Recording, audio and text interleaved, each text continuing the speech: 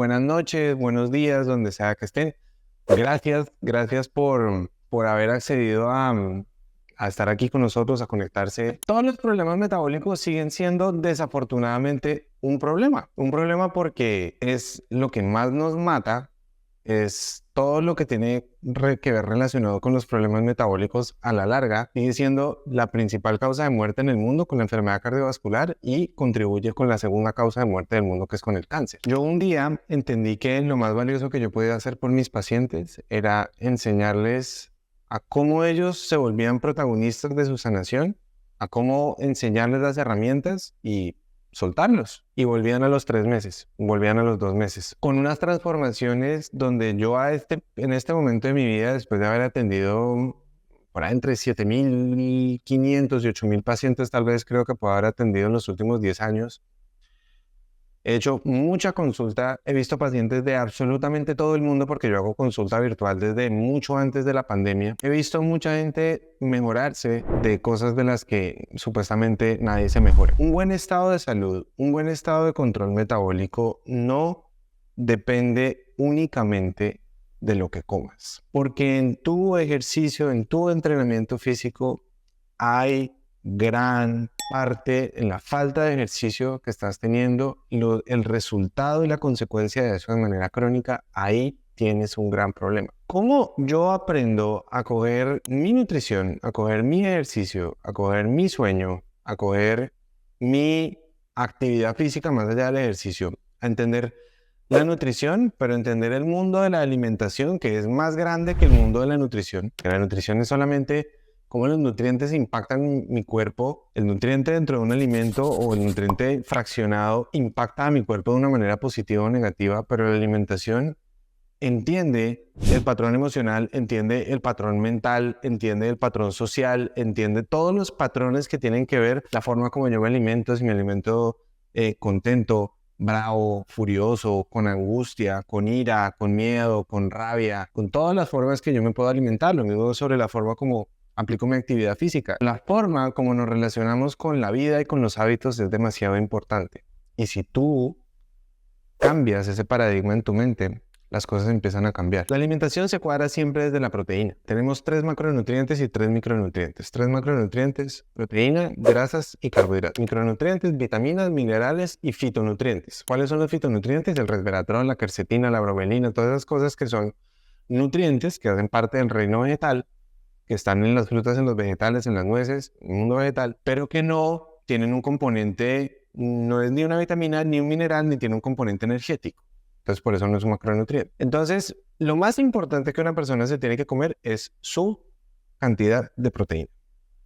Y su cantidad de proteína va anclada a la edad, va anclada al peso y va anclada a la actividad física. Entonces, yo tengo que entender cuál es la proteína que me tengo que comer. Cuando yo entiendo cuál es la proteína que me tengo que comer, de esa manera puedo empezar a decir, ok, yo me como mi cantidad de proteína, que no es la misma cantidad de proteína que se come mi esposa. Ella come menos porque ella es más bajita que yo. Y pesa, no sé, tal vez 35 kilos menos que yo.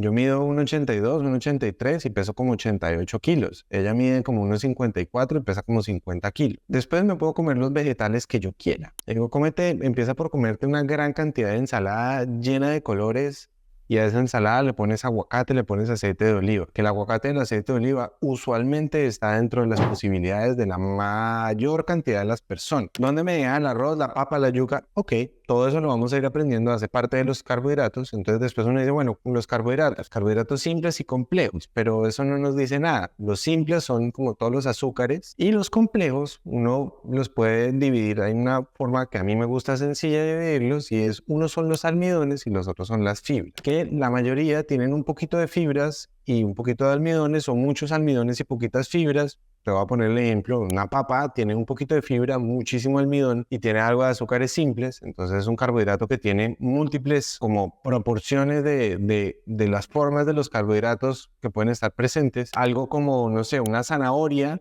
tiene muy poquito almidón, muy poquitos azúcares simples y tiene algo de fibras, y así se van comportando un poco casi todos los carbohidratos. Lo mismo con las frutas tienen muchos azúcares simples, tienen algo de fibras, entonces hay un poco de contraparte entre que hay unos que tienen más y unos que tienen menos. Pero los carbohidratos, tenemos que quitarnos de la cabeza que los carbohidratos son malos. Los carbohidratos son buenos y los carbohidratos son necesarios, especialmente por las fibras. Que es que uno puede vivir sin glucosa. Sí, uno puede vivir sin glucosa, pero uno no tiene que vivir sin glucosa. Y para el cuerpo no es tan cómodo vivir sin glucosa por el resto de la vida. Desde la sociología, desde la antropología, no es normal vivir uno absolutamente sin carbohidratos. Y de todas maneras, por eso te digo, no es correcto. Y las grasas saludables, lo mejor es consumir grasas saludables siempre de sus fuentes naturales, de las formas más naturales posibles. Las grasas se empiezan a convertir en un problema cuando son grasas de alto nivel de procesamiento, grasas que tienen mucho proceso, como los aceites de canola, de maíz, de girasol. Esas son las grasas que tienen muchos problemas. Pero las grasas, cuando vienen del aguacate, del huevo, de las carnes animales, de los lácteos, de comer coco de manera natural o del aceite de coco de primera prensa en frío, el aceite de oliva de primera prensa en frío, y dirán, no, pero es que yo oí al doctor tal que dijo que el aceite de coco era malísimo. Mira, el aceite de coco se convierte en un problema si tú devoras aceite de coco todo el día y es el único aceite que tomas, o que consumes o con el que cocinas. Pero si yo entiendo, digamos que en la leche materna hay grasas saturadas como las del coco, hay grasas poliinsaturadas como los omegas y hay grasas monoinsaturadas como la oliva. No puede ser que la leche materna esté hecha para infartar bebés y para taparle las arterias a los bebés. Quiere decir que el cuerpo humano hoy entendemos cómo necesita grasas saturadas de buenas fuentes y de fuentes naturales, no cuando son procesadas. Necesita grasas poliinsaturadas y necesita grasas monoinsaturadas. Y todas estas grasas son las que componen lo que nosotros nos deberíamos consumir. Entonces, si yo entiendo la cantidad de proteína que me tengo que comer, como muchos vegetales, puedo incluir de vez en cuando, dependiendo de mi estado metabólico, dependiendo de cómo estén mis exámenes, dependiendo de cómo esté mi nivel de grasa, dependiendo de cómo esté todo eso, puedo comer arroz, papa, yuca, plátano, no todos al tiempo, uno nomás, pero yo puedo comer un cuartico del plato unos días sí, unos días no. Yo lo puedo ir mezclando. De nuevo, eso habla de mi estado de salud. O, en vez de comerme eso, me puedo comer una fruta. Pero no es todas las anteriores, porque entonces ahí pierdo el balance. Pierdo el balance que me va a hacer entrar a mí en un estado inflamatorio. Pierdo el balance que me va a hacer a mí entrar en que mi cuerpo, las hormonas de las que depende que yo tenga control, se alteren. Pero no todo depende de las hormonas, ni todo depende de la inflamación. Porque también puedo tener cosas en mi microbiota que me están alterando. También puedo tener cosas en mi falta de sueño que me están alterando. Puedo tener cosas en mi exceso de sueño que me están alterando. Puedo tener cosas en que, no sé, yo vivo consumiendo todo el día en recipientes plásticos y esos residuos plásticos están generando cambios, alteraciones hormonales que llaman disruptores endocrinos que están haciendo que mi cuerpo funcione de una manera distinta. ¿Por qué? Porque tengo un cuchillo y una tabla de picar y todos los días yo pico mi tomate y pico toda mi comida en una tabla de picar. Esa tabla hace 5 años cuando la compré era planita, era así y ahora tiene un roto así porque yo pico todos los días. ¿Y dónde crees que ha terminado todo ese plástico? Pues te lo has comido tú, te lo has comido todos los días poco a poco y eso va inflamando. Muchas personas también no saben cómo hidratarse adecuadamente, no tienen una buena noción de lo que es una buena hidratación y de lo que es una sana hidratación. ¿Y la hidratación qué tiene que ver con esto? Pues ¿qué tiene que ver con esto? Si el cuerpo es 60% agua en su contenido físico y el agua para movilizarse adecuadamente necesita no solamente que yo consuma la cantidad de agua que tengo, sino que consuma los minerales anclados a la cantidad de agua que yo tengo que consumir. Y de esa manera el agua se va a mover a los compartimentos que tiene que mover.